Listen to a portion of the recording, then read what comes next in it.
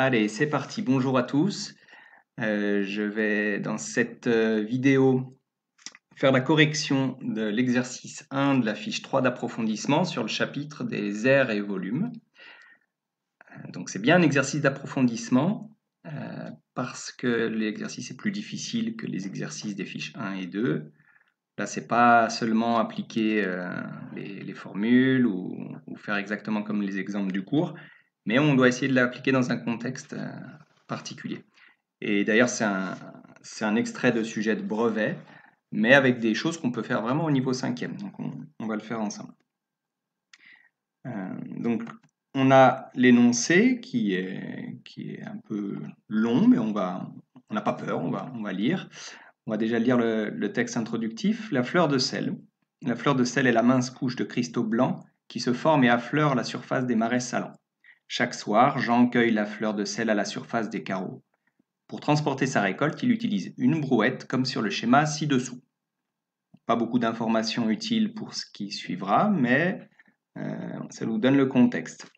Alors en dessous, on a 3 dessins. On a d'abord ce dessin-là, donc c'est la brouette, avec des indications de longueur, 70 cm ici, 40 cm ici, 35 cm ici, 40 cm là.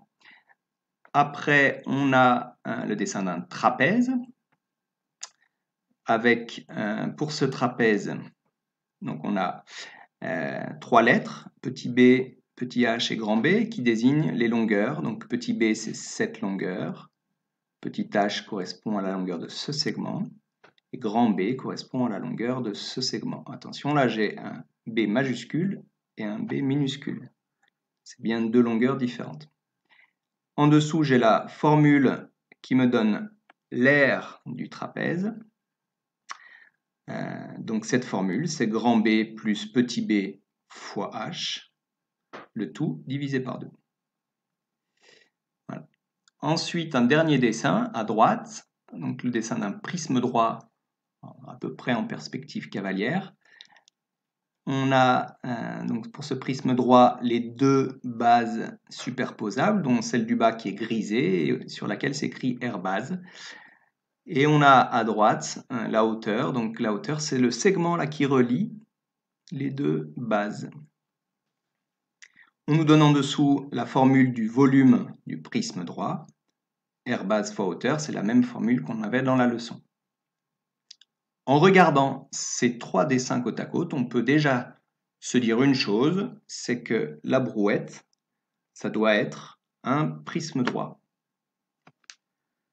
Et ce prisme droit, on a une information en plus qui va nous servir pour la suite, c'est que sa base, la base du prisme droit, ça doit être un trapèze. Alors attention, la base, elle n'est pas en bas, ici, la base, elle est devant. C'est cette figure-là. Alors, maintenant, on regarde la question qui nous est posée. Nous, on va regarder juste la première question. Montrer que cette brouette a un volume de 77 litres. Alors là, il peut y avoir une petite question de certains d'entre vous sur qu'est-ce que c'est que des litres. Donc, je rappelle, 1 litre, c'est égal à 1 décimètre cube. Je ne l'avais pas écrit dans la leçon, ça, il faut bien le connaître par cœur, n'hésitez pas à le noter. Et maintenant, on va essayer de regarder ça, noter au brouillon un certain nombre de choses avant de commencer à écrire au propre. Alors, je vais commencer déjà par me dire, qu'est-ce que je cherche? Je cherche un volume, à calculer un volume. Le volume d'un prisme droit. J'ai sa formule ici, je vais la recopier. V égale R base fois hauteur. Donc il y a deux choses dans ma formule, l'aire de la base, la hauteur. L'aire de la base, bon la base j'ai dit que c'était un trapèze. D'accord. Je recopie la formule. Grand B plus petit b fois h divisé par 2. Et maintenant, ce qu'il va falloir faire, c'est savoir qu'est-ce que c'est grand B, qu'est-ce que c'est petit b, qu'est-ce que c'est h, qu'est-ce que c'est... bon, le 2, c'est bon. Donc, on va refaire le dessin du trapèze, de la base, et on va indiquer les longueurs dessus. Donc, j'ai refait le même dessin qui était là, ici, et je vais mettre les longueurs sur ce dessin. Le segment du bas, il mesure 40 cm. Le segment à droite, 35 cm. Le segment du haut, Alors lui, il ne m'est pas directement donné là. Donc on va chercher derrière, sur la face qui se trouve derrière de la brouette. Là, on voit que c'est 70 cm et comme les deux faces sont superposables, bah, ce segment doit mesurer aussi 70 cm. Donc je peux l'écrire. Il me manque une dernière chose pour pouvoir faire mes calculs, parce que là, sur le dessin du trapèze, il y a un petit angle droit qui me dit que ça, c'est une hauteur. Donc là, on va supposer que là, il y a un angle droit, et on va le coder. Bien, donc maintenant, on va pouvoir remplacer dans la formule grand B, petit b et petit h. Alors, qu'est-ce que c'est grand B? Grand B, c'est la plus grande de ces deux longueurs, donc c'est celle-ci, 70. Petit b, ça sera l'autre, la plus petite. Et h, c'est cette hauteur là, qui relie, la hauteur du trapèze, hein, qui relie les deux bases. Donc je remplace maintenant grand B par 70, petit b par 40, h par 35. Et là, j'aurais plus qu'à calculer ça avec ma calculatrice. Il nous manque une chose pour pouvoir calculer le volume, c'est la hauteur. Alors cette fois-ci, pas la hauteur du trapèze, mais la hauteur du prisme droit, qui relie les deux bases. Alors je regarde ici, ma base, elle est là, elle est devant, et il y a l'autre base derrière. Le segment qui relie les deux bases, c'est celui-là, et il mesure 40 cm. Donc j'écris hauteur égale 40 cm. Très bien, donc là j'ai tout, je vais pouvoir calculer mon volume, faire les conversions nécessaires.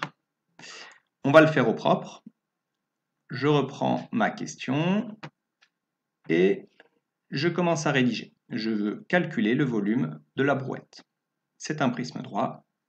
J'écris la formule, R base fois hauteur, j'ai mis deux couleurs pour qu'on voit bien les calculs qu'on va faire après. Je vais donc d'abord calculer l'aire de la base. Première chose. La base, c'est un trapèze, je le redessine au propre avec les mesures et le codage. Je calcule d'abord l'aire de la base, c'est un trapèze. L'aire de la base, je remets la formule, je remplace. Je fais ce calcul-là, je peux le mettre tel quel dans ma calculatrice. Elle me donne 1925 cm².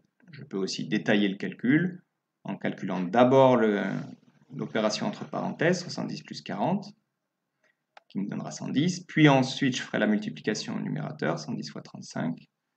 Et enfin, je ferai la division par 2. C'est bien des centimètres carrés parce qu'on a multiplié des centimètres. Donc ça, c'est des centimètres par des centimètres. Ça nous donne des centimètres carrés. Ok, donc j'ai l'aire de la base. Maintenant, ce qu'il me faut, c'est la hauteur. La hauteur, je l'avais trouvée sur la figure. C'était la longueur du segment qui reliait les deux bases. Et on avait vu que ça mesurait 40 cm. Je l'avais écrit au brouillon, ici. Maintenant, j'ai plus qu'à remplacer dans ma formule l'aire de la base par 1925, la hauteur par 40. Et quand je mets ça dans ma calculatrice, elle me donne 77 000. Ce sont des centimètres cubes parce qu'on a multiplié des centimètres carrés par des centimètres. Maintenant, moi je veux des litres. J'ai écrit sur la diapositive précédente, un litre c'est un décimètre cube. Donc je vais convertir ces centimètres cubes en décimètres cubes. Donc ça c'est ce que vous avez appris à faire dans la fiche 1. 77 000 cm3. C'est quoi en décimètres cubes? Alors, je vous ai montré qu'on pouvait utiliser un tableau de conversion. Donc, je mets mes décimètres cubes avec 3 colonnes, puis les centimètres cubes avec 3 colonnes également. Moi, j'ai des centimètres cubes, j'en ai 77 000. Le chiffre des unités, c'est le 0 ici. Donc, je le mets dans la troisième colonne, la dernière, des centimètres cubes. Et je vais ensuite remplir mon tableau en mettant les chiffres de droite à gauche. Donc le 0, un autre 0, un autre 0, le 7, le 7. Maintenant, je le veux en décimètres cubes. Donc pour pouvoir lire, je vais considérer que le chiffre des unités, maintenant, c'est celui-ci, le plus à droite, le troisième des décimètres cubes.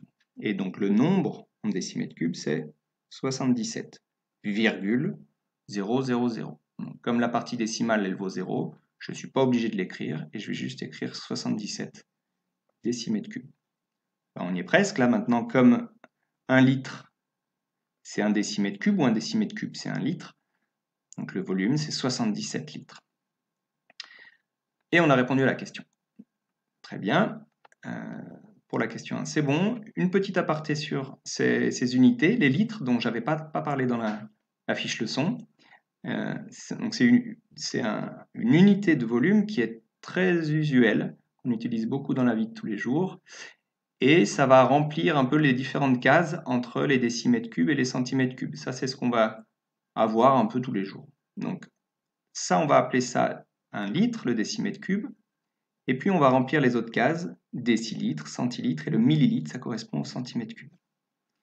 Ce qui nous permet, par exemple, d'exprimer des centimètres cubes autrement. Ça va être 77 000 millilitres. Si je le voulais en centilitres, ça serait 7700 centilitres. En décilitres, je regarde ici, ça serait le chiffre des unités, donc 770 décilitres.